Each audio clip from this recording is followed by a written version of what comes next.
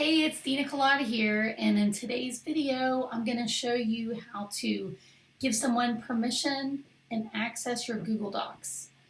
Sometimes I have guest writers write articles for me, and I have a new writer, and she's not sure how to give me permission. So I clicked on her Google Doc link, and this is what happened. I get this "You need access" Google page.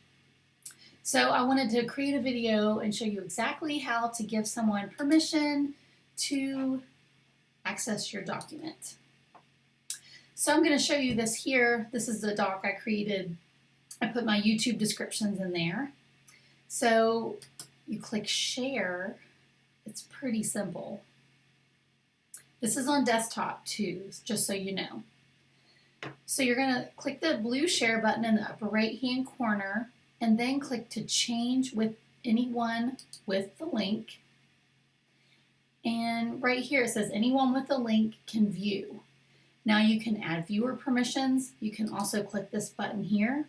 You can give someone access to comment. You can also give someone access to edit. So that's all you need to do. And that's pretty much it. So then you can copy the link. You can email it to somebody, send them a text with that Google Doc link, and then they'll have editing, viewing, or commenting access to your document.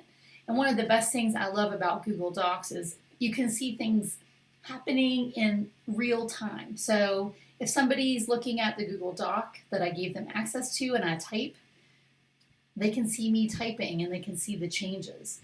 And if I give someone editing access to a document, I can see their edits in live time. Now, I hope this video has been helpful. I love sharing tech tips, copywriting tips, and nerdy, geeky stuff like that on YouTube. So if you have questions about Google Docs, YouTube, Kajabi, e-commerce, hit me up with your questions and I'll try to create a video to help you solve your problems. If this has been helpful, please like, comment, share, and subscribe to my channel. Hit that subscribe button so you can keep updated on all my new videos.